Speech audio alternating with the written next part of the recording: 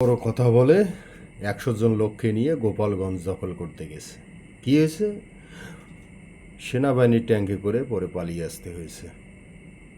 আহ, একটা দলের কর্মী, একটা দলের লোক কি সুন্দর করে এনসিপিকে বাঁশ দিয়ে দিল।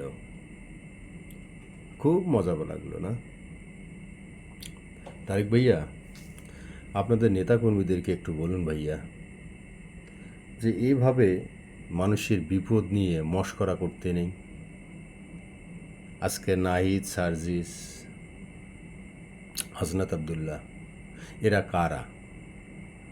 এই যে এইভাবে ভাইয়া আপনার দলের লোকেরা তাদেরকে কটাক্ষ করে ভাইয়া, ভাইয়া আপনি এদের একটু মুখটা বন্ধ করতে বলেন ভাইয়া। এই ঐক্যটা আমাদের বাংলাদেশে নষ্ট করার দরকার নেই ভাইয়া। ভাইয়া আপনার কাছে অনুরোধ, এই কাদা সরাসরি রাজনীতি করাটা থেকে আপনার দলের নেতাকর্মীদের ভাইয়া একটু বলুন যেন এই কাদা সরাসরি তারা বাদ দেয়।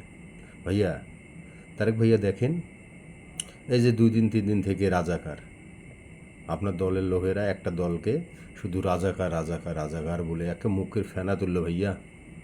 ভাইয়া, এগুলো কি আপনি শুনতেছেন না? এগুলো কি আপনি দেখতেছেন না ভাইয়া? ভাইয়া, এদেরকে একটু সামলে কথা বলতে পারেন ভাইয়া।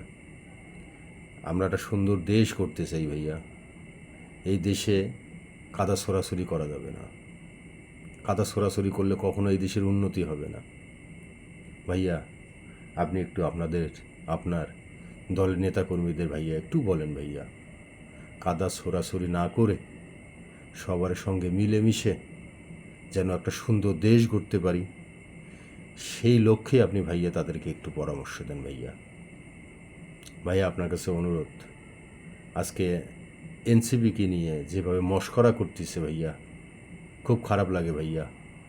ভাইয়া, এই এনসিপির যারা আছে তারা কারা ভাইয়া?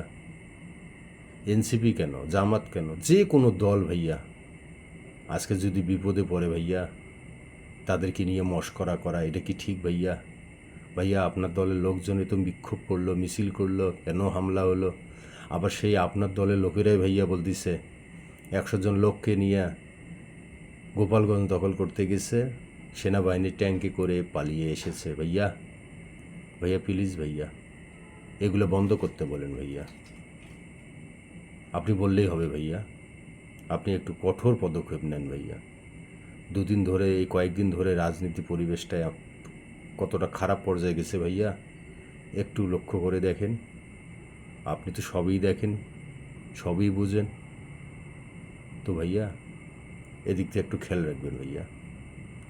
কারো বিপদে এভাবে কটাক্ষ করা ঠিক না, কারণ সামনে কখন কার কী বিপদ হবে ভাইয়া, তখন যদি এভাবে কেউ কটাক্ষ করে ভাইয়া আপনাদেরকে ভাইয়া, তখন কেমন লাগবে ভাইয়া? ভাইয়া একটু বলেন ভাইয়া, এদের লাগাম টানেন ভাইয়া। খুব কষ্ট লাগে ভাইয়া, এদের বক্তব্য শুনলে খুব কষ্ট লাগে ভাইয়া। একটু বলিয়ে দিয়েন ভাইয়া। তো ভালো থাকবেন, আল্লাহ হাফেজ, আসসালামু আলাইকুম।